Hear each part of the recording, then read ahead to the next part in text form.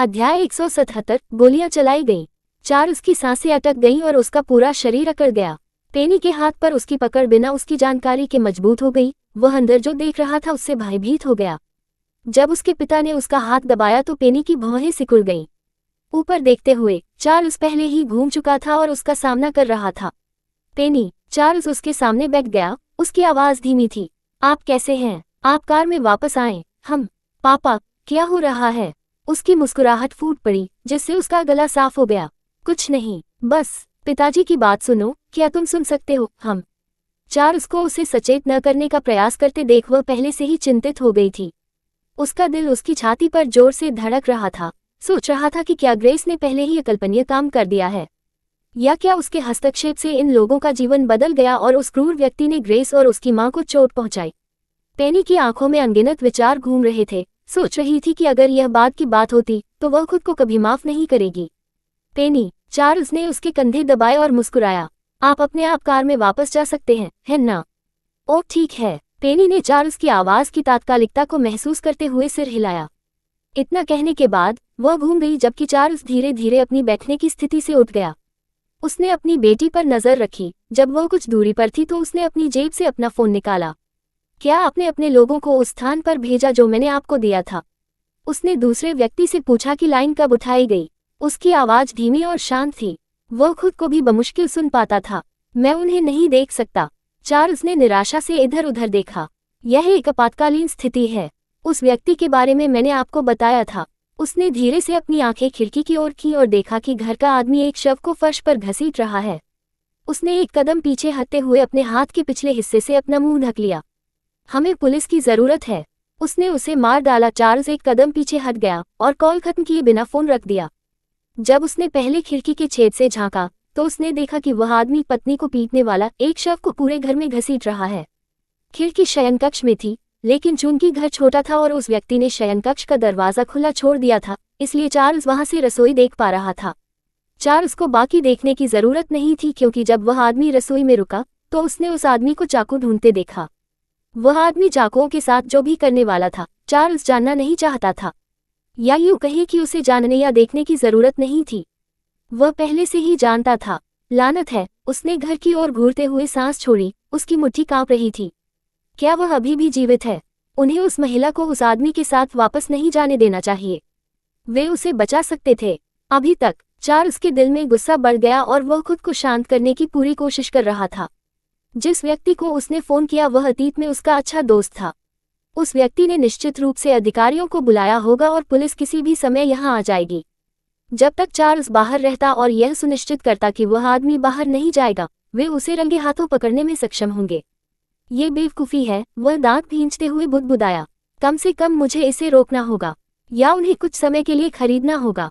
यदि वह महिला अभी भी जीवित होती तो क्या होता? हो सकता है कि उसका खून बह रहा हो और उसके खून से फर्श पर निशान बन गया हो, लेकिन वह अभी भी जीवित हो सकती है। पुलिस या किसी का इंतजार करना बर्बादी थी। आखिरकार उसने उस आदमी को कसाई का चाकू लेते हुए देखा। एक बच्चा भी जानता होगा कि आदमी इसके साथ क्या करेगा। चार्ल्स, मेजर, अंदर मत जाओ। क्या तुम समझे? क्या तुम अंदर जाने की हिम्मत मत करो? लाइन के दूसरे छोर पर मौजूद व्यक्ति चिल्लाया, लेकिन चूंकि फोन पहले से ही चार्ल्स की जेब के अंदर था इसलिए वह उसे सुन नहीं सका। कॉल में मौजूद व्यक्ति ने आगे जो सुना वह कुछ धमाकेदार था। चार्ल्स ने गेट वाले दरवाजे को एक बार लात मारी, लेकिन वह अंदर से बंद था। इसलिए उसने एक बार फिर दरवाजे को लात मारी जब तक कि पहला धातु गेट टूट नहीं गया। अरे! चार्ल्स चिल्लाया। उसने गेट का दरवाजा खींचकर खोल दिया और फिर घुंडी घुमा दी। घुंडी केवल खड़खड़ाती थी, जिससे उसे अपनी तरफ से उस पर प्रहार करने के लिए मजबूर होना पड़ता था। अरे! दरवाजा खोलो! पहली लात सुनते ही घर के अंदर का व्यक्ति कांप उठा। उसने दरवाजे की ओर देखा। घुंडी बजने से पहले उसके गेट का दरवाजा खुला हुआ था। ओह नहीं! वह आदमी बुदबुदाया और सामने पड़े शव की ओर देखने लगा। नहीं, नहीं, नहीं! हर जगह खून फैला हुआ था और बाहर की चीख पुकार और गड़गड़ाहट की आवाज जैसे कोई दरवाजा तोड़ रहा हो, उसे घबराहट से भर गया। उस आदमी ने चारों ओर देखा, रसोई की दराजों की जांच की ताकि उसे इस स्थिति से बचाने के लिए कुछ मिल सके। हालांकि कसाई चाकू के अलावा जो उसके पास पहले से ही फर्श पर था, वहां कुछ भी नहीं था जिसका वह उपयोग कर सके। उसकी घबराहट के बीच एक याद उसके दिमाग में कौंधी। ठीक है, वह फुसफुसाया और जल्दी से शयनकक्ष की ओर चला गया। उस आदमी ने कोठरी से तलाशी ली और कुछ समय बाद उसने एक छोटी सी तात्कालिक बंदूक निकाली। उसके मुंह का किनारा एक भयावह मुस्कान में बदल गया। उसकी दुष्ट आंखें चमक उठी, ये जानते हुए कि इससे बाहर वाला व्यक्ति चुप हो जाएगा। वह पहले ही पकड़ा जा चुका था, वह इसके लिए दौड़ भी सकता है। इस विचार को मन में रखते हुए वह आदमी धीरे धीरे उनके छोटे से घर के प्रवेश द्वार की ओर बढ़ा। चार्ल्स अभी भी दरवाजा पीट रहा था और उस आदमी से दरवाजा खोलने के लिए चिल्ला रहा था। तुम नासमझ कमीनों! आदमी ने धीरे से तात्कालिक बंदूक दरवाजे की ओर उठाई। तारानकन, तारानकन, तारानकन। इस बीच जब पेनी को कार में लौटने के लिए कहा गया तो वह चली गई और उसने अपना मन बदल लिया। जब वह कार के पास पहुंची तो वह कार के बाहर हैंडल पर हाथ रखकर खड़ी हो गई। अपना सिर घुमाकर उसने उनसे कुछ ही दूरी पर खड़े एक वाहन को पकड़ लिया। क्या वे वही जासूस हैं जिन्हें ग्रेस के घर की निगरानी करने के लिए नियुक्त किया गया था? मेरे पिता को उन पर बहुत भरोसा था, लेकिन उन्हें देखो, अभी आधी रात भी नहीं हुई थी। इस प्रकार के न्यायप्रिय लोगों पर पेनी की निराशा के कारण उसने अचानक जहां से वह आई थी वहां से कुछ हल्की फुल्की चीखें सुनी। चूंकि पड़ोस शांत था, उसने तुरंत चार्ल्स की आवाज पहचान ली। पापा! वह मुड़ी और भागी, सड़क के अंत में रुक गई जब उसने अपने पिता को अंदर घुसते हुए देखा। वह ये जानती थी, जब चार्ल्स ने अंदर झांका तो उसे कुछ दिखाई दिया। पेनी ने अपनी सांसें रोक ली और अपने पिता को कुछ मदद देने वाली थी, लेकिन तभी उसने कुछ तेज आवाज सुनी जिससे उस शांत रात में खलल पड़ गया। टकराना। अध्याय 178। क्या आंटी मर गई हैं? टकराना। जब इस शांत पड़ोस में गोलियां चली तो तेज और भयावह आवाज सुनकर हर कोई जाग गया। यहाँ तक कि कार में सो रहे अधिकारी भी होश में आ जाते हैं। पापा! पेनी की सांसें रुक रही थी और वह चिल्ला रही थी, अपने पिता को दरवाजे से कूदकर जमीन पर लुढ़कते हुए देख रही थी। पापा! पेनी ने पुकारा और जितनी तेजी से दौड़ सकती थी अपने पिता के पास दौड़ी। उसने चिंगारी देखी लेकिन निश्चित नहीं थी कि चार्ल्स को चोट लगी थी या वह उससे बचने में सक्षम था। किसी भी तरह गोलियां चलाई गईं। पापा! पेनी की सांसें अटक गईं जब उसने चार्ल्स को जमीन से उठते देखा। फिर भी जब उसने दरवाजा अंदर से खुला हुआ देखा तो उसे अभी भी राहत महसूस नहीं हुई। पेनी और चार्ल्स दरवाजे की ओर मुड़े और सड़क पर रोशनी की कमी के बावजूद वे उस आदमी के चारों ओर खून के धब्बे देख सकते थे। वह आदमी अभी भी वही कपड़े पहने हुए था जो उसने आज सुबह पहने थे। हालांकि वो पसीने और खून से भीगा हुआ था, ऐसा खून जो उससे लग ही नहीं रहा था। नहीं, जब उस व्यक्ति ने चार्ल्स पर तात्कालिक बंदूक तान दी तो पेनी ने गहरी सांस ली। अरे! तभी क्षेत्र के अधिकारी चिल्लाने लगे। उन्हें देखते ही उस आदमी ने बंदूक वापस ले ली और अपने दांत पीसकर फूंकार मारी। लानत है! वह आदमी चिल्लाया और भाग गया। जितनी तेजी से वह भाग सकता था उनसे दूर भागा। गोली चलने के बाद अधिकारी ने तुरंत अन्य अधिकारियों को घटनाक्रम के बारे में सूचित करते हुए फिर से बैकअप के लिए बुलाया। दूसरी ओर पेनी अपने पिता के पास पहुंची। पापा! पेनी चार्ल्स के पास बैठी और उसे उठने में मदद करने लगी। पापा! क्या आप ठीक हैं? चार्ल्स थोड़ा सा घबराया और उसकी ओर देखा। पेनी, मैंने तुम्हें कार में वापस आने के लिए कहा था। उसने अपने होंठ दबाए और चिल्लाई, जब मैंने गोलियों की आवाज सुनी तो मैं वापस कैसे नहीं आ सकती? एक सेकंड के लिए चार्ल्स घबरा गया क्योंकि उसने उसे अचानक एलिसन की याद दिला दी।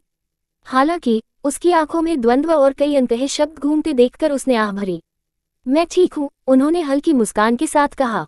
अच्छी बात है कि मैं दरवाजा तोड़ सका और उसे देख सका। पापा ठीक है, पेनी। देखा, मैं ठीक हूँ। चार्ल्स ने अपनी भुजाएं उठाकर उसे दिखाया कि वह बिल्कुल ठीक है। हालांकि उनके कंधे में थोड़ा दर्द होने के कारण उन्हें थोड़ा सा झटका लगा। ठीक है, शायद मैं केवल 90 वर्ष का हूं और बिल्कुल ठीक हूं, वह अजीब तरह से हंसा। इसी दौरान एक अधिकारी उनके पास पहुंचा। सर, क्या आप ठीक हैं? ओह हाँ, चार्ल्स ने सिर हिलाया और फिर उसे याद आया कि उसने अंदर क्या देखा था। घर की जांच करें, उसकी पत्नी अभी भी वहां है। जांच करें कि क्या वह अभी भी जीवित है। उसने अपनी जीभ काटी, यह महसूस करते हुए कि पेनी उसे सुनने के लिए वहां थी। धीरे धीरे उसने चौड़ी आंखों से अपना सिर पेनी की ओर घुमाया। अचानक रुकने के बावजूद अधिकारी ने समझ में सिर हिलाया। वह पिता और पुत्री की ओर इशारा करते हुए आने वाले अन्य अधिकारियों की ओर मुड़ा। जब दूसरे अधिकारी उनके पास पहुंचे तो पहले अधिकारी ने घर के अंदर जाकर स्थिति का जायजा लिया। वह बहुत भयभीत हो गया। पहली चीज जो उसने देखी वह रसोई काउंटर से बाहर झांक रहे पैरों का एक जोड़ा था। तारानकन, तारानकन, तारानकन। जब अधिकारी घर में दाखिल हुआ तो पेनी को घर के अंदर की चीजों की झलक मिली। उसने रसोई में किसी व्यक्ति को नहीं देखा, लेकिन उसने देखा कि वह जगह कैसे उल्टी हो गई थी। उसने हर जगह खून देखा और एक बटले चाकू भी पड़ा हुआ था। ये भयावह था। हालांकि अधिकारियों ने उसे और चार्ल्स को घटनास्थल से दूर कर दिया। कुछ ही देर बाद अधिक पुलिस, चिकित्सक और यहाँ तक कि जासूस भी घटनास्थल पर पहुंचे। एम्बुलेंस के पीछे बैठे चिकित्सकों में से एक ने चार्ल्स के घावों की देखभाल की। वह झूठ नहीं बोल रहा था जब उसने कहा कि उसे गोली नहीं मारी गई, यहाँ तक कि उसे कोई खरोंच भी नहीं आई। वह एक भयानक निशानेबाज है, चार्ल्स ने मजाक किया। तभी वह रुका जब पेनी ने उसकी ओर घूर कर देखा। जब वह अपनी बेटी का सामना कर रहा था तो वह अजीब तरह से हंसा। वह पेनी, पापा, तुम वहां अकेले क्यों जाओगे? पेनी परेशान हो गई, ये जानते हुए कि अगर उसके साथ कुछ भयानक हुआ तो वह खुद को कभी माफ नहीं करेगी। चार्ल्स ने हंसकर उसे सहलाया। चिंता मत करो पेनी, पिताजी जानते हैं कि वह क्या कर रहे हैं। आप यह नहीं जानते होंगे, लेकिन जब मैं छोटा था तो आपके पिताजी वास्तव में अच्छे थे। ह्यूगो चौंक जाएगा। फिर भी वह संतुष्ट नहीं थी, अपनी आंखों में संघर्ष के साथ उसे देख रही थी। वह निराश और डरी हुई दोनों थी, ये जानते हुए कि अगर चीजें अलग तरह से समाप्त हुई तो चार्ल्स के पास इस तरह मजाक करने का समय भी नहीं होगा। इसके बजाय पेनी कल्पना भी नहीं कर सकती थी। आह, भगवान का शुक्र है। अचानक पेनी और चार्ल्स के सामने एक व्यक्ति आ गया। पिता पुत्री का सामना उस व्यक्ति से हुआ। पेनी ने अपनी भौहें सिकोड़ ली, ऐसा महसूस हुआ जैसे उसने उसे पहले देखा हो। हालांकि वह ये नहीं बता सकी कि वास्तव में कहाँ और कब। उस आदमी ने पेनी की ओर देखा और अपनी भौहें सिकोड़ ली। अरे, जब चार्ल्स ने फोन किया तो उस आदमी ने उसकी ओर देखा। उसने तुरंत अपना गला साफ किया और अपनी पीठ सीधी की। पेनी को आश्चर्य हुआ जब उसने अचानक चार्ल्स को सलाम किया। मेजर, मुझे खुशी है कि आप ठीक हैं, उस व्यक्ति ने चार्ल्स की ओर चिढ़ भरी नजर से देखते हुए कहा। आपको ऐसा करने की जरूरत नहीं है, एंजेलो आप मेरी बेटी को चौंका रहे हैं। चार्ल्स ने चिढ़कर हाथ हिलाया। क्या तुमने उसे ढूंढ लिया? अहम, एंजेलो नाम के व्यक्ति ने अपना गला साफ किया और उसकी नजर प्यारी लड़की पर पड़ी। मेजर, यह आपकी बेटी है। लापता। चार्ल्स ने अपनी आंखें घुमाई, लेकिन इससे पहले कि वो कुछ कह पाता, उसने महसूस किया कि पेनी की नजर उस पर है। पापा, वह आपको मेजर क्यों कह रहे हैं? उसने स्पष्ट जिज्ञासा से पूछा। मुझे कभी नहीं पता था कि मेरे पिता सेना में कार्यरत थे। अभी नहीं, मेरे पिछले जीवन में नहीं। आह, हा। चार्ल्स बेबसी से हंसे और बस इतना कहा जैसे कि वह इस विषय से बच रहे हों। मैंने एक बार मरीन की सेवा की थी, लेकिन ये बहुत समय पहले की बात है। वह आपकी माँ से मिलने से भी पहले की बात है। चार्ल्स ने उसके सिर को थपथपाया और उनके सामने खड़े आदमी का सामना किया। क्या तुम्हें वह मिला? हाँ, मेरा मतलब है चार्ल्स। जासूसों को उसका पीछा करना पड़ा और वह पकड़ा गया। उसे अभी स्टेशन ले जाया जा रहा है, एंजेलो ने दृढ़ता से सूचना दी, जिससे चार्ल्स ने समझ में सिर हिलाया। इससे पहले कि चार्ल्स माँ के बारे में पूछ पाता, उसने डॉक्टरों को महिला को स्ट्रेचर पर ले जाते हुए पकड़ लिया। वह जल्दी से मुड़ा, पेनी की ओर मुंह किया और उसे देखकर मुस्कुराया। पेनी, पहले चलते हैं, ठीक है? हमें पुलिस स्टेशन जाना होगा, लेकिन यहाँ ये अंकल हमारे साथ रहेंगे। ठीक है। जैसे ही पेनी ने सिर हिलाया, उसे कहीं से ग्रेस की आवाज सुनाई दी। माँ। पेनी ने सहजता से अपना सिर घुमाया और ग्रेस को संकरी गली के प्रवेश द्वार की ओर भागते हुए पकड़ लिया। जैसे ही उसने ऐसा किया, उसने डॉक्टरों को स्ट्रेचर चलाते हुए पकड़ लिया। ग्रेस को कुछ अधिकारियों ने रोका जब चिकित्सक महिला को दूसरी एम्बुलेंस में ले जा रहे थे। पापा, जब पेनी ने चार्ल्स की ओर देखा तो उसके होंठ कांपने लगे। क्या आंटी मर गईं? अध्याय 179, साझा गर्मजोशी और आराम। पापा, आंटी मर गई क्या? जब चार्ल्स ने अपनी बेटी की चिंतित और उत्सुक आंखों का अध्ययन किया तो उसके चेहरे पर एक विरोधाभासी भाव फैल गया। मुझे नहीं पता, पेनी। पापा को अभी भी नहीं पता, लेकिन मुझे उम्मीद है कि वह ठीक होंगी। जब वह आदमी भाग गया तो चार्ल्स ने अधिकारियों को अपना काम करने दिया क्योंकि उसका बच्चा उसके साथ था। इस प्रकार उन्हें उस समय महिला की स्थिति के बारे में पता नहीं था। अभी के लिए पहले चलते हैं हम। चार्ल्स ने अपनी बेटी को इतनी अधिक चिंता न करने की कोशिश करते हुए मुस्कुराने पर मजबूर कर दिया। मेजर, क्या आप अब स्टेशन जा रहे हैं? उनके सामने दूसरे आदमी से पूछा। चार्ल्स ने सिर हिलाया। हम पहले अस्पताल जाएंगे, अधिकारी वहां मेरा बयान ले सकते हैं। कॉपी करें, सर। उस आदमी ने फिर सलाम किया, लेकिन चार्ल्स को कोई फर्क नहीं पड़ा। ऐसा कहने के बाद चार्ल्स पेनी को अपनी कार में ले गए और चार्ल्स के पूर्व अधीनस्थ के उनके साथ आने का इंतजार करने लगे। जब वह पहुंचे तो वे अस्पताल गए जहां चिकित्सकों ने महिला को पहुंचाया। पेनी और चार्ल्स दोनों चिंतित और अनिश्चित थे कि वे महिला को उसकी जान बचाने के लिए ले गए या मुर्दाघर में। तारांकन। जब पिता और बेटी अस्पताल पहुंचे तो चार्ल्स ने तुरंत स्थिति के बारे में जानने की कोशिश की। कुछ मिनटों की लगातार परेशानी के बाद उन्होंने खुद को आपातकालीन कक्ष के दालान में पाया। चार्ल्स और पेनी दालान के अंत में खड़े थे। उनकी नज़र ग्रेस पर थी, जो वेटिंग बेंच पर रो रही थी। उन्होंने जो सुना उससे पता चला कि जब चिकित्सक पहुंचे तो महिला की धड़कन अभी भी चल रही थी, हालांकि वह बेहोश थी। उसकी हालत अभी भी अज्ञात थी और डॉक्टर अपना सर्वश्रेष्ठ करने की कोशिश कर रहे थे।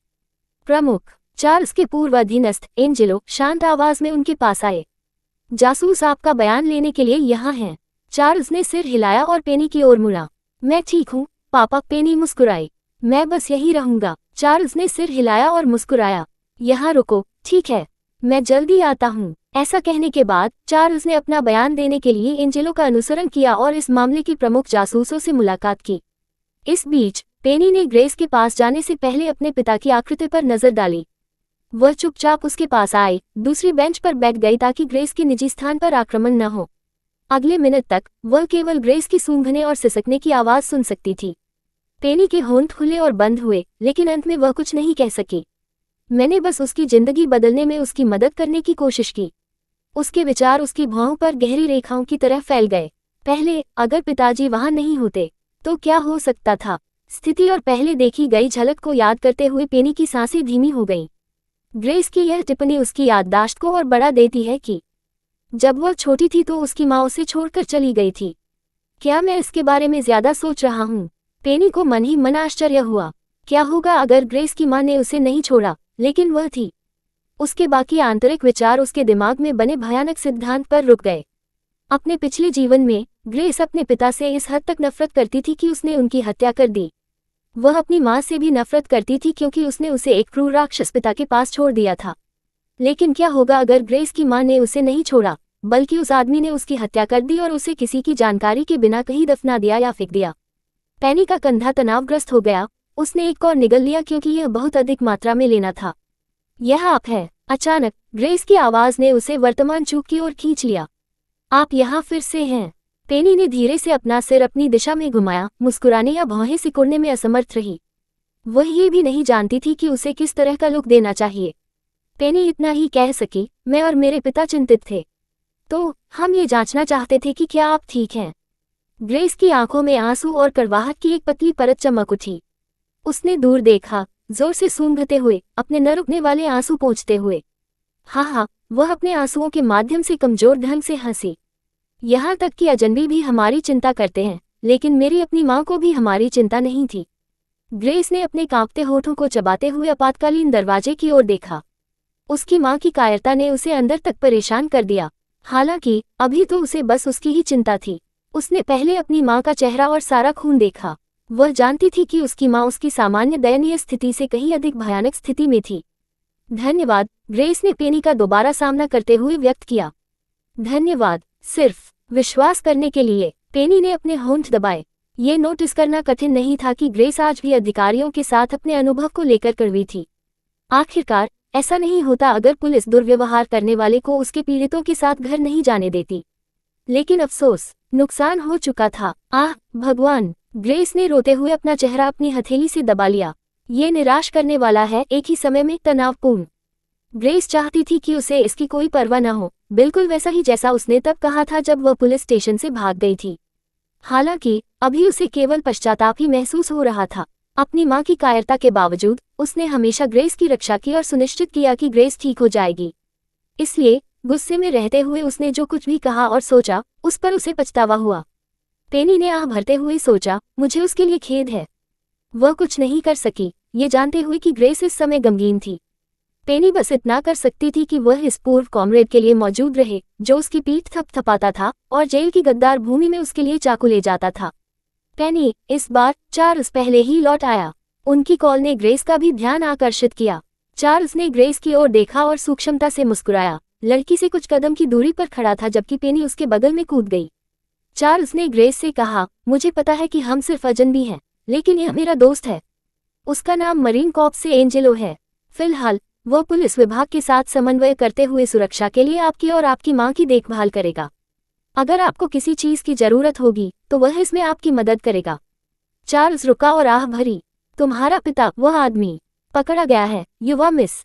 वह अब तुम्हें या तुम्हारी माँ को चोट नहीं पहुंचाएगा। हम इस बार यह सुनिश्चित करेंगे। ग्रेस की भौहें ऊपर उठ गईं क्योंकि उसका दिल विभिन्न भावनाओं से भर गया। वह पूछना चाहती थी कि क्या चार्ल्स को यकीन है कि वह उन्हें दोबारा चोट नहीं पहुंचा सकता, लेकिन इस समय उसके पास ऊर्जा नहीं थी। लेकिन चार्ल्स और पेनी की आंखों में ईमानदारी को देखते हुए वह चिंता की लंबी सूची से एक समस्या दूर हो गई थी। धन्यवाद, ग्रेस ने अपने गालों पर आंसू बहाते हुए सांस छोड़ी। फिर उसने अपनी नज़र पेनी पर डाली और फुसफुसाई, धन्यवाद। उसी समय आपातकालीन कक्ष की लाइट बंद कर दी गई। वे सभी दरवाजे की ओर मुड़े और ग्रेस उसकी ओर दौड़ रही थी। डॉक्टर, मेरी माँ कैसी हैं? उसने तत्परता से पूछा, सांसें रोककर डॉक्टर के जवाब का इंतजार कर रही थी। डॉक्टर ने आह भरी, आपकी माँ को कई नई और पुरानी चोटें थीं, लेकिन सौभाग्य से उन्हें समय पर यहाँ ले जाया गया। हालांकि मैं यह नहीं कह सकता कि वह खतरे से बाहर है क्योंकि उन्हें अभी भी गहन चिकित्सा इकाई में रहने की जरूरत है। वह अभी ठीक है। ओह, भगवान का शुक्र है। डॉक्टर की बात सुनकर सभी को ऐसा लगा जैसे उनके दिल से कांटा निकल गया हो। ग्रेस और भी जोर से रोते हुए एक कदम पीछे हट गई। पेनी और चार्ल्स राहत से एक दूसरे को देखते हैं। जब ग्रेस ने अपने आधे चेहरे पर हाथ रखकर उन्हें देखा तो पेनी उसके पास दौड़ी और उस व्यक्ति को ये सांत्वना और राहत देने वाली गर्मजोशी साझा की जिसे वह अपनी बहन को दूसरी माँ से बुलाती थी। अध्याय 180, लेकिन मैं एक बच्चा हूँ। पेनी और चार्ल्स थोड़ी देर तक अस्पताल में रहे क्योंकि किसी तरह पेनी और ग्रेस एक साथ रोने लगे। सौभाग्य से चार्ल्स के संपर्क से वह ग्रेस के रहने के लिए पास में एक होटल ढूंढने में सक्षम हो गया ताकि वह अपनी माँ की देखभाल कर सके। ग्रेस की माँ को पूरी तरह ठीक होने के लिए गहन चिकित्सा इकाई में ले जाया गया। आखिरकार वह मौत के रास्ते से बाहर आ गई होगी, लेकिन वास्तव में कोई नहीं बता सका। वे केवल यही आशा कर सकते थे कि वह लगातार ठीक हो जाएगी और जीने के लिए संघर्ष करेगी। एक बार सब कुछ तय हो जाने के बाद पेनी और चार्ल्स घर वापस चले गए। एंजेलो ने उन्हें ड्राइव करने की पेशकश की, लेकिन चार्ल्स अधिक आश्वस्त थे कि ग्रेस सुरक्षित थी। घर जाते समय पेनी ने सामने की पंक्ति की सीट से अपने पिता को देखा। अब जबकि चीजें थोड़ी शांत हो गई हैं, अब उसके मन में अन्य चीजों के बारे में सोचने के लिए बहुत जगह है। उसकी जिज्ञासा ने उसके मन के एक हिस्से को गुदगुदी कर दी। पापा, उसने अपने पिता के चेहरे पर कुछ रोशनी चमकती देखकर फोन किया। क्या आप वास्तव में पहले मरीन में थे? चार्ल्स ने गुनगुनाया। ये बहुत समय पहले की बात है पेनी। हमें कैसे पता नहीं चला? उसने पूछा, यह महसूस करते हुए कि उसने शायद गलत प्रश्न पूछा है। क्या मैं अकेला हूँ जो नहीं जानता? हे, उसने पराजित हंसी के साथ कहा। तुम्हें न बताने के लिए मुझे खेद है, राजकुमारी। यह इतना महत्वपूर्ण नहीं है, इसलिए पापा कभी इसका उल्लेख नहीं करते। ये ठीक है, मैं बस थोड़ा आश्चर्यचकित हूँ, बस इतना ही। कौन आश्चर्यचकित नहीं होगा जब उसने 2 जीवन बिता दिए जिसमें ये जीवन भी शामिल है, और वह नहीं जानती थी कि उसके पिता एक पूर्व नौसैनिक थे। लेकिन फिर पेनी अपने पहले जीवन में वास्तव में उनके करीब नहीं थी। इसके अलावा वो अपने भाइयों को खुश करने और उनका थोड़ा सा स्नेह पाने की कोशिश में बहुत व्यस्त थी। खैर, उन्होंने कभी इसका जिक्र नहीं किया और अगर एंजेलो न होती तो उसे इसके बारे में पता भी नहीं चलता। वह लड़का एंजेलो, वह वास्तव में परिचित दिखता है। पेनी ने अपनी ठुड्डी को रगड़ा और अपने दिमाग पर जोर डालने के बाद आखिरकार उसे याद आया कि उसने उसे कहाँ देखा था। आह, मैंने उसे अपने पिछले जन्म में देखा था। वह मेरे परीक्षण में भी था। पेनी ने अपने होंठ भींचे, याद दिलाया कि उसके पहले जीवन में सब कुछ कैसे घट गया था। हालांकि जब उसे गिरफ्तार किया गया था तब उसे इसके बारे में ज्यादा कुछ नहीं पता था, फिर भी कुछ गपशप थी जिसे वह अपने मुकदमे के दौरान या मुकदमे के लिए जाते समय पकड़ लेती थी। कभी कभी उसके कैदी भी कुछ बकवास सुन लेते थे और उसका इस्तेमाल उसे भड़काने के लिए करते थे। एंजेलो को भी गिरफ्तार किया गया था, है ना? कैसे? पेनी अपने पिता की ओर मुड़ी और भौहें सिकोड़ ली। उसकी नज़र को भांपते हुए चार्ल्स ने उस पर नज़र डाली। पेनी, मुझे खेद है, ठीक है। मैं वहाँ अपने समय के बारे में बात नहीं करता क्योंकि मुझे अपना अनुभव पसंद नहीं आया। इसलिए जब मुझे सम्मानजनक छुट्टी मिली तो मैंने पारिवारिक व्यवसाय करना चुना। क्या अंकल हेंस ने भी देश की सेवा की? उसने स्पष्ट जिज्ञासा से पूछा। हेंस ने देश की सेवा नहीं की, वही परिवार को व्यवसाय चलाने में मदद कर रहा था। ओह, उसके होठों ने ओ आकार बना लिया। अभी पेनी उस सच्चाई और ताकतों को उजागर करने के लिए अभी भी बहुत छोटी थी जो अब से कई वर्षों बाद घटित होगी। हालांकि उसने फिर भी इसके बारे में एक और मानसिक टिप्पणी की। ऐसा नहीं है कि यह उसकी योजना का हिस्सा नहीं था, जब वह इतनी बड़ी हो गई थी कि इससे कैसे बचा जा सकता था। अभी के लिए वह बस खुश थी कि वे ग्रेस को बचाने में सक्षम थे। उम्मीद है उसके लिए सब कुछ ठीक होगा, उसने कहा। चार्ल्स मुस्कुराया, ये जानकर कि वह जिस व्यक्ति का जिक्र कर रही थी वह ग्रेस और उसकी माँ थी। इसके बारे में चिंता मत करो पेनी, पिताजी यहाँ हैं। पेनी ने धीरे धीरे अपना ध्यान वापस अपने पिता की ओर लगाया। हो सकता है कि यह ज्यादा न हो, लेकिन मैं देखूंगा कि इस घटना से उबरने के बाद मैं उन्हें नई शुरुआत करने में क्या मदद कर सकता हूँ, उसने बिना देखे उसे आश्वस्त किया। मैं कुछ लोगों और एजेंसियों को जानता हूं जो उन दोनों की मदद कर सकते हैं। इस बार मैं सुनिश्चित करूंगा कि उन्हें मदद मिले। धन्यवाद पापा, उसने व्यक्त किया, यह महसूस करते हुए कि उसके पिता कभी कभी विश्वसनीय हो सकते हैं। उसे यह कहते हुए सुनकर उसे बहुत अधिक आश्वस्त महसूस हुआ। पापा, क्या सब कुछ ठीक हो जाने के बाद भी मैं ग्रेस से मिलने जा सकता हूँ? जरूर, धन्यवाद पापा। उसके होंठ कान से कान तक फैले हुए थे। जब वे अपने घर के द्वार पर पहुंचे तो चार्ल्स मुस्कुराए और उनकी ओर देखा। आपका स्वागत है पेनी, लेकिन अगली बार चुपचाप बाहर निकलने की कोशिश मत करना, ठीक है? मुझे बताओ, या अगर मैं आसपास नहीं हूँ तो हैन से अपने बड़े भाइयों या बटलर जेन को बताओ। ठीक है। इतना कहने के बाद वे दोनों खुशी खुशी घर पहुंचे, जैसे कि वे अभी अभी मनोरंजन पार्क से आए हों। हालांकि जब वे घर पहुंचे तो उनकी खुशी अल्पकालिक थी। एलिसन, हैंस और यहाँ तक कि बटलर जेन भी गंभीर भावों के साथ बाहर उनका इंतजार कर रहे थे। इससे पहले कि चार्ल्स गाड़ी रोक पाता, वह धीमा हो गया और घोंघे की गति से गाड़ी चलाने लगा। पापा, पेनी ने उन तीनों का घातक रूप देखकर घबराहट भरी हंसी निकाली। बटलर जेन डरावना क्यों दिखता है? ये पहली बार था जब उसने इसे देखा था। चार्ल्स भी घबराहट से हंसे, क्योंकि इसका मतलब है कि हम मुसीबत में हैं। पापा, मैं सिर्फ एक बच्ची हूँ, पेनी ने बेशर्मी से कहा, जैसे ही उसकी जीवित रहने की प्रवृत्ति जागृत हुई।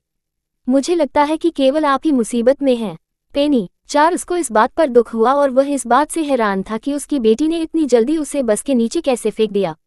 मैं तुम्हारा पिता हूँ, क्या तुम मुझे इस तरह बस के नीचे फेंकने जा रहे हो? मुझे क्षमा करें पापा। पेनी भाग गई। मुझे वास्तव में खेद है, लेकिन मैं आपकी बेटी हूँ। चार्ल्स बेनेट की बेटी के रूप में मैं हमेशा पहले अपने अस्तित्व के बारे में सोचती हूँ।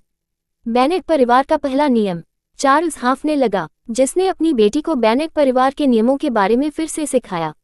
अंत में चार्ल्स को एक भयानक डांट का सामना करना पड़ा, क्योंकि एलिसन, हैंस और यहाँ तक कि बटलर जेन ने बारी बारी से अपनी बात कही। पेनी केवल अपने पिता को अपनी मां के आलिंगन में बेशर्मी से पिघलते हुए क्षमा मांगते हुए देख सकती थी। डांट की परवाह किए बिना चार्ल्स उन सभी को ले गया, क्योंकि वह जानता था कि उसे अपनी बेटी को अपने साथ नहीं ले जाना चाहिए था। कम से कम वह हैंस या किसी और को ले सकता था। उसने अपना सबक सीखा और अपनी गलतियां स्वीकार की। अपने हाथ हवा में ऊपर करके उनके सामने घुटने टेक दिए। अपनी गलतियों पर विचार करते हुए चार्ल्स ने दयनीय दृष्टि से पेनी की ओर देखा। उसे बहुत निराशा हुई। पेनी ने अंगूठा ऊपर करके उसे खुश करने की कोशिश की। हे, अब उसे देखते हुए, ये वह पिता है जिसे मैं जानती हूँ, उसने सोचा, और फिर उसे याद आया कि घंटों पहले वह कैसा था। और मेरे पिता भी परिस्थिति के अनुसार विश्वसनीय और निडर हैं। उल्लेख करने की आवश्यकता नहीं है, उन्होंने एक बार सेना में सेवा की थी। रुको, क्या यही कारण है कि दूसरा भाई भर्ती होना चाहता है और पिताजी खुले तौर पर इसके खिलाफ हैं? क्या इसीलिए वह सेकंड ब्रदर के प्रति सख्त है और उसने उससे ऊंची अपेक्षाएं रखी हैं, अगर वह वास्तव में हमारे पिता का मन बदलना चाहता है? पेनी का दिमाग चकरा गया। आज रात उसने आज सीखे गए पाठों के अलावा एक और चीज भी सीखी, यानी वह अभी भी अतीत की बहुत सी जानकारियों से चूक गई है जिन्हें वह अभी सीख रही है। अध्याय 181, किसी प्रशंसक को कैसे अस्वीकार करे। 101। पेनी। स्लेटर ने पेनी के कंधे को थपथपाया, लेकिन उसका सिर हिल गया। कार की सजावट की तरह एक हिलते हुए सिर वाले कुत्ते जैसा लग रहा था। क्या वह कल रात देर से सोई थी? वह अपने बड़े भाइयों की ओर प्रश्नवाचक दृष्टि से देखते हुए पीछे मुड़ा। एटलस और ह्यूगो ने कंधे उचकाए और अपनी आंखें उसकी ओर घुमाई। उसे परेशान मत करो, एटलस ने कहा। वह शायद कल की घटना से अभी भी थकी हुई है। ह्यूगो ने सिर हिलाया और आगे की ओर झुक गई। इससे पहले कि वह खिड़की से टकराता, उसका सिर पकड़ लिया। क्या हमारे यहाँ तकिए नहीं हैं? हम स्कूल में तकिए कब से लाए? एटलस थोड़ा व्यंग्य के साथ लौट आया। क्या मुझे उसका बैग चेक करना चाहिए? स्लेटर ने सुझाव दिया, जिससे उसके भाइयों की भौहें सिकुड़ गईं। क्या तुम्हें पता नहीं है कि उसके बैग में कुछ भी आ सकता है? बस उसके सिर को ऐसे ही पकड़ो। एटलस ने स्लेटर को नजरअंदाज कर दिया और ह्यूगो पर अपनी नजरें गड़ा दी। वैसे भी हम लगभग वहां पहुंच चुके हैं। ह्यूगो की नाक से एक उथली सांस निकली, लेकिन उसने शिकायत नहीं की। ये पेनी के लिए था और उसे अपनी छोटी बहन के लिए कुछ करने में कोई आपत्ति नहीं थी। फिर भी उनके मन में ये जिज्ञासा बनी रही कि पेनी इतनी नींद में क्यों थी, जबकि वह आमतौर पर सुबह ऊर्जावान रहती थी। यदि उन्हें पता होता कि पेनी और चार्ल्स कल रात लगभग 3 बजे घर आए थे, तो वे समझ गए होते। कुछ ही देर बाद वे स्कूल पहुंच गए। हालांकि इस बार एटलस ने उन्हें ड्रॉप ऑफ पॉइंट क्षेत्र में छोड़ने का अनुरोध किया ताकि पेनी कुछ और आराम कर सके। वह लंबी सैर के बारे में चिंतित था जब पेनी स्पष्ट रूप से उस दिन के लिए तैयार नहीं थी। जब वे पहुंचे तो स्लेटर ने उसे जगाने के लिए थोड़ा हिलाया। पेनी, हम यहाँ हैं। उसने अपनी आंखें मली, अभी भी आधी नींद में थी। जब उसकी दृष्टि थोड़ी स्पष्ट हुई तो उसने केवल अपने भाइयों की चिंतित दृष्टि देखी। पेनी, क्या तुम ठीक हो? ह्यूगो ने अपना हाथ वापस लेते हुए पूछा। आपने अपनी सीट पर बैठते ही सिर हिलाया। आह, हे, हाँ, मैं ठीक हूँ। पेनी ने सहजता से खिड़की की ओर रुख किया और अपनी भौहें सिकोड़ ली, क्योंकि यह वह सामान्य जगह नहीं थी जहाँ ड्राइवर उन्हें उतारता था। पहले भाई को चिंता है कि आप लंबी सैर के लिए तैयार नहीं है, इसलिए उसने अनुरोध किया कि उसे यहीं छोड़ दिया जाए क्योंकि यह आपकी इमारत के करीब है, स्लेटर ने उसके पूछने से पहले ही समझाया। पेनी ने एक बार फिर अपने भाइयों की ओर रुख किया, जो बिना किसी कारण के इतना ध्यान दे रहे थे। ओह, ठीक है। उनकी गलत ध्यान को नजरअंदाज करते हुए पेनी वाहन से बाहर कूद गई और अपना दिन शुरू करने के लिए तैयार हो गई। उसे यह समझने में देर नहीं लगी कि मुख्य ड्रॉप ऑफ क्षेत्र में उतार दिया जाना एक अच्छा विचार नहीं था। चूंकि जिस रास्ते से वे आ रहे थे वह उसकी इमारत के सबसे करीब था, उसके 3 भाई उसके साथ तब तक चलेंगे जब तक वह इमारत 1 तक नहीं पहुंच जाती। पेनी उनसे दूर जाकर अपनी बिल्डिंग में जाने ही वाली थी कि उसने कुछ छात्रों को पकड़ लिया। उसका चेहरा विकृत हो गया, जिससे उनमें से कुछ को उसके चेहरे पर सहायक उपकरण पहने हुए पाया गया। उद्धरण चिन्ह, विस्मयादिबोधक चिन्ह, विस्मयादिबोधक चिन्ह, विस्मयादिबोधक चिन्ह, उद्धरण चिन्ह। कुछ चाबी की जंजीरें जिनमें उसका चेहरा था उनके बैग की जिपर से लटक रही थी, कुछ उनके फोन पर। कुछ ने पेनी नाम से कुछ सूक्ष्म बाल सहायक वस्तुएं पहन रखी थीं। उसने पेनी के फैन क्लब से कुछ लोगों को सैश पहने हुए भी देखा। ये हॉरर फिल्म में क्या है? उसने सोचा कि चून की सभा खत्म हो चुकी है और उनका पहला चैरिटी कार्यक्रम सफल रहा है, इसलिए प्रचार कम हो जाएगा। लेकिन वह जो देख रही थी उससे ऐसा नहीं लग रहा था। यदि कुछ भी हो तो ऐसा प्रतीत होता है कि प्रभाव विपरीत था। पेनी टिल्ड, सुप्रभात पेनी टिल्ड, तुम बहुत प्यारे हो पेनी टिल्ड। हे भगवान, ये पेनी है। पेनी ने अपने हाथ अपने चेहरे के दोनों ओर रखे और छिपने की कोशिश की। कुछ छात्र ये लोकप्रियता कैसे चाहते थे और इसका सपना भी देखा। वह शर्मनाक था। उसके भाई, जो उससे कुछ ही कदम पीछे चल रहे थे, इस समय उसके निजी अंगरक्षकों की तरह लग रहे थे। हालांकि उन्हें कोई आपत्ति नहीं थी। पेनी का अभिवादन कर रहे छात्रों को देखकर ह्यूगो भी मुस्कुराया, यहाँ तक कि स्लेटर को भी उनका स्वागत करने के लिए मजबूर होना पड़ा, क्योंकि पेनी को स्पष्ट रूप से अपनी नई लोकप्रियता अप्रिय लगी। दूसरी ओर एटलस पूरी तरह से परेशान नहीं हुआ। यदि पेनी परेशान नहीं थी तो वह क्यों परेशान होगा?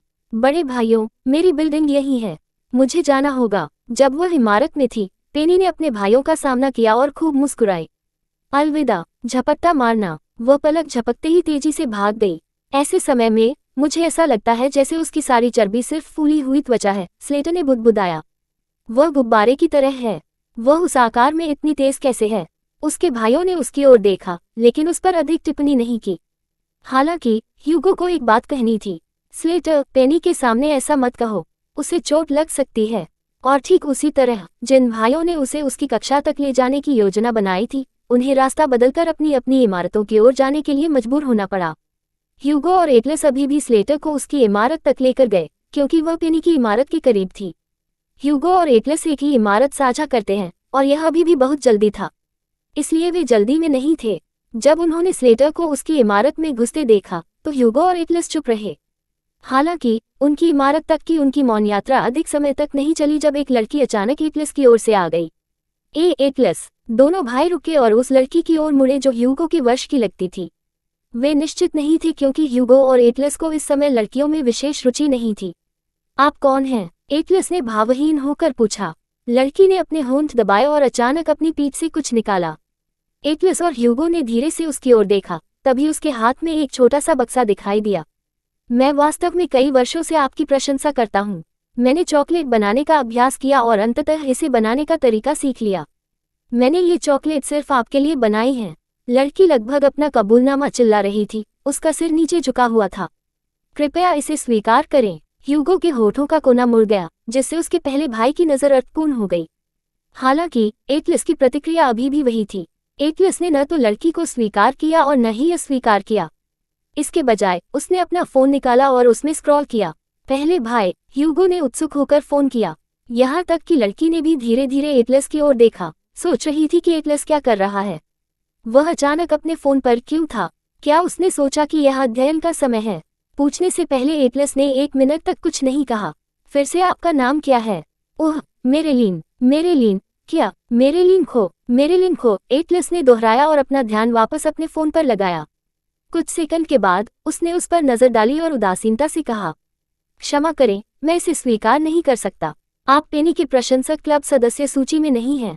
ह्यूगो, बेचारी लड़की। हालांकि अच्छा काम, अपनी चॉकलेट का आनंद ले। और ठीक इसी तरह एटलस ने अपने प्रशंसक को केवल इसलिए अस्वीकार करने के बाद अपने कदम फिर से शुरू कर दिए क्योंकि वह पेनी के फैन क्लब का सदस्य नहीं था। अध्याय 182, रेनी। इस दौरान पेनी अपने डेस्क पर उदास हो गई क्योंकि उसके सहपाठी उसे कुछ ऐसी खबरों से परेशान कर रहे थे जिनमें उसकी रुचि नहीं थी। यहाँ तक कि गिन्नी और लिली भी उसकी मदद नहीं कर सके क्योंकि वे उन लोगों द्वारा परेशान किए जा रहे थे जो फैन क्लब में शामिल होना चाहते थे। चैरिटी कार्यक्रम की खबर इतनी सफल रही कि उसके लिए सभा और कार्यक्रम का पूरा बुलेटिन तैयार किया गया। किसी कारण से जिन छात्रों ने साइन अप नहीं किया उनमें से कुछ ने सोचा कि वे आनंद लेने से चूक गए। अन्य केवल स्टार सेक्शन के छात्रों के कारण फैन क्लब में रहना चाहते थे, जबकि कुछ बास्केटबॉल टीम के कारण। यह पागलपन था। मुझे वास्तव में इस फैन क्लब पर अफसोस है, पेनी ने खुद से कहा, जबकि उसके सहपाठी अभी भी उसकी मेज के आसपास थे। उसने अपना सिर नीचे कर लिया। मैं बड़ा होने पर बच्चे पैदा नहीं करना चाहता। ठीक है, कक्षा। मिस सैनफोर्ड, जो अभी अभी कक्षा के अंदर आई थी, स्थिति देखकर रुक गई। ठीक है, सब लोग अपनी सीटों पर वापस जाएं।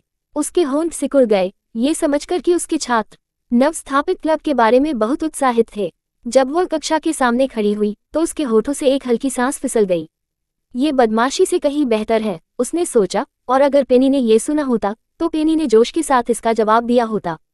वैसे भी जून की अंतिम परीक्षा नजदीक आ रही है, इसलिए जिन पाठों को हम कवर करेंगे उनमें कुछ अतिरिक्त होंगे और कुछ को हमें पीछे मुड़कर देखना होगा। अभी किसी अन्य विषय पर ध्यान न देते हुए मिस सैनफोर्ड अपनी घोषणा के सबसे महत्वपूर्ण भाग पर आगे बढ़ी। जैसे ही उसने ऐसा किया, पेनी ने धीरे से अपना सिर उठाया और अपनी नजरें मिस सैनफोर्ड पर रख दी। अंतिम परीक्षा, मैं इसके बारे में लगभग भूल ही गई थी, उसने सोचा। उसकी आंखों में जीवन फिर से चमकने लगा क्योंकि उसे याद आया कि निवेश का कुछ रिटर्न अभी भी बाकी है जिसका वह इंतजार कर रही थी। तारांकन, तारांकन, तारांकन। अंतिम परीक्षा हमेशा ऐसी परीक्षा होती थी जिसे अधिकांश छात्र गंभीरता से लेते थे। इसलिए जब सुबह सुबह इसकी घोषणा की गई तो अकादमी में माहौल अचानक गंभीर हो गया। कुछ को एक अध्ययन समूह के लिए समूहों में गठित किया गया, दूसरों ने एकल अध्ययन करना चुना या अपने समूह को अधिकतम 2 या 3 रखा।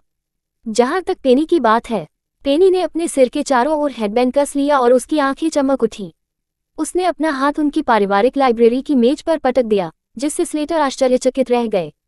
स्लेटर ने गटक लिया। पेनी, हाँ, वह घबरा कर हंसा। तुम मुझे डरा रहे हो। वैसे तुम्हें वह हाथ वाला पंखा कहाँ से मिला? ऐसा लग रहा था जैसे वह समीकरणों और अतीत के सबक से उसे मात देने वाली थी। तीसरे भाई, मैंने आपके लिए हमारे पिछले सभी पाठों से कुछ परीक्षा पुस्तिकाएं तैयार की हैं, उसने चुपचाप और दुष्टता से कहा, लगभग जैसे उस पर शैतान का साया था जो अपने अस्तित्व को छिपाने की कोशिश कर रहा था। बेहतर होगा कि आप इसे गड़बड़ न करें। उद्धरण चिन्ह ... उद्धरण चिन्ह। स्लेटर मन ही मन रो पड़े। अगर उसने इसे गड़बड़ कर दिया तो उसका क्या होगा? मेरा पैसा तुम पर है, उसने जोर देकर कहा क्योंकि उसकी आंखों में आग और भी अधिक भड़क उठी, जिससे उसका बाकी चेहरा काला पड़ गया। मुझे निराश मत करो। पेनी ने फिर पलकें झपकाईं और उसकी आंखों की आग जादुई ढंग से बुझ गई। उसने एक चादर उठाए और मुस्कुराते हुए उसे दे दी। तीसरे भाई, तुम्हें इसका उत्तर देने के लिए 45 मिनट मिले। वह फिर भड़क उठी। इसे ठीक से खत्म करो। स्लेटर ने गटक लिया। जब वह कागज को अपने करीब ले गया तो उसका हाथ कांपने लगा। जैसे ही उसने अपनी पेंसिल उठाई, पेनी ने खुशी से पंखा चलाया और छोटी हार वाली घड़ी का स्टार्ट बटन दबा दिया। उसके गले में एक सीटी भी थी, मानो वह किसी प्रकार की शारीरिक शिक्षा शिक्षिका हो। तारांकन, तारांकन, तारांकन। 45 मिनट बाद सीटियां। सीटी की आवाज से स्लेटर अपनी सीट से उछल पड़े। पिछले 45 मिनट से शांति थी, तो अचानक शोर ने उसकी शांत आत्मा को चौंका दिया। समय पूर्ण हुआ। पेनी मुस्कुराए और तेजी से टेबल से उत्तर पुस्तिका ले ली। उसकी जगह दूसरी प्रश्नावली और एक खाली उत्तर पुस्तिका रख दी। आगे बढ़ते रहना। पेनी, क्या मुझे छुट्टी मिल सकती है? स्लेटर ने अपनी जीभ काटी, ये देखकर कि उसके चेहरे की सारी भावनाएं गायब हो गईं। कोई बात नहीं। हाँ। धीरे धीरे वह फिर अपनी सीट पर बैठ गया और जवाब देने के लिए तैयार हो गया। पेनी ने उसे संतुष्टि में देखकर लापरवाही से खुद को पनखा किया। उसके भाई में आत्मविश्वास की कमी के बावजूद उसने परीक्षा का उत्तर बहुत गंभीरता से दिया। लेकिन जैसे ही उसकी नज़र उसकी उत्तर पुस्तिका पर पड़ी, उसकी आंखें तेज हो गईं। उसका स्कोर तय करेगा कि उसकी शक्ल उसकी स्कोर से मेल खाती है या नहीं। उसके बढ़ते उत्साह को महसूस करते हुए स्लेटर फिर से उसकी ओर देखने से खुद को नहीं रोक सका। उसने असहाय होकर आह भरी, लगभग आंसुओं के कगार पर। यदि पेनी इतना गंभीर होता तो उसे डर होता कि उसे अपने शांत दिनों को अलविदा कहना पड़ेगा। तारांकन, तारांकन, तारांकन। पेनी अकेले नहीं थे जिन्होंने इस अंतिम परीक्षा के लक्ष्य तक पहुंचने के लिए काम करना शुरू किया। रे बिल्कुल उत्साही थे। चचेरा भाई टिल्ड। रे ने फर्श पर विलाप किया। चचेरे भाई, कृपया मेरी मदद करो। मुझे वास्तव में अभी अध्ययन करने की जरूरत है, लेकिन मैं बहुत विचलित हूँ। रेन, जो चुपचाप आंगन के डेक पर बैठा था, ने अपने चचेरे भाई की ओर देखा। रे, तुम इतने बड़े हो और तुम्हारे हाथ पैर इतने लंबे हैं कि तुम्हें फर्श पर नखरे करते देखना अजीब लगता है। लेकिन मुझे आपकी मदद की जरूरत है। आपको मदद की जरूरत नहीं है। मैं करता हूँ। मैं ये सुनिश्चित करना चाहता हूँ कि मैं उस लड़की के पास बैठूं जिसके बारे में मैं बात कर रहा था। रे ने घोषणा की, मैं अभी भी स्टार सेक्शन में रहूंगा, लेकिन अगर डीन हमारे बीच बैठता है तो ये शर्म की बात होगी। रेन ने धीरे धीरे अपनी आंखें नाटकीय रे की ओर घुमाई। कि एक शर्म की बात है। रेन, आप अकेले हैं जो शिक्षा के मामले में डीन को हरा सकते हैं। उन्होंने वर्षों तक शीर्ष खंड में नंबर 1 स्थान हासिल किया और एक बार के लिए मैं उन्हें हराना चाहता हूँ। रे ने एक और गहरी सांस छोड़ी। उसके आंसू छलक पड़े, लेकिन कोई फायदा नहीं हुआ। बस मुझे पढ़ाओ, ठीक है? या तुम्हें हमारे स्कूल में जाना चाहिए, ये मजेदार होगा। मैं पहले से ही आपके स्कूल में नामांकित हूँ, लेकिन आप एक अलग कार्यक्रम के अंतर्गत हैं। रे ने सहम कर अपनी पलकें फड़फड़ाते हुए हड़बड़ाया। कृपया बस मुझे पढ़ाएं और मैं गुरुवार को हमेशा समय पर पहुंचने का वादा करता हूँ। सुंदर, कृपया अपने चचेरे भाई पर दया करें टिल्ड। सच कहूं तो भले ही रे खून से लथपथ रो पड़े, रेन परेशान नहीं होंगे। जब रेन स्कूल भी नहीं गया तो रे उससे क्यों पूछ रहा था? रेन के स्वास्थ्य के कारण वह होम स्कूलिंग कर रहे थे। हालांकि रे को इस तरह परेशान करते देख उसे पता चल गया कि यह लड़का उसे परेशान करना बंद नहीं करेगा। इसलिए रेन ने आत्मसमर्पण में सिर हिलाया। अच्छा। रेन ने किताब बंद की और उसकी ओर फेंक दी। वो पढ़ो। रे ने असमंजस में पढ़कर किताब बीच में ही पकड़ ली। आप चाहते हैं कि मैं इसे पढ़ूं? उसने किताब पर नजर डाली। उसका चेहरा घूम गया क्योंकि यह किताब पालतू जानवरों के रूप में जानवरों के बारे में थी। तुम्हारे द्वारा इसे पढ़ने का क्या कारण है? रेनी के लिए एक उचित गुरु कैसे बने, इसके बारे में अधिक जानने के लिए। रे ने अपनी भौहें सिकोड़ ली। कौन है वो? वह। रेन ने अपनी ठुड्डी को झटका दिया, जिससे रे की नजर दूसरी ओर गई और उसने बगीचे में खेल रहे छोटे काले शावक को देखा। आपने इसका नाम रेनी रखा? रे ने अपनी नाक सिकोड़ ली, लेकिन जब उसने अपनी आंखें वापस रेन पर डाली तो उसे अपने चचेरे भाई की सूक्ष्म मुस्कान दिखाई दी। Subscribe for latest updates and more similar stories.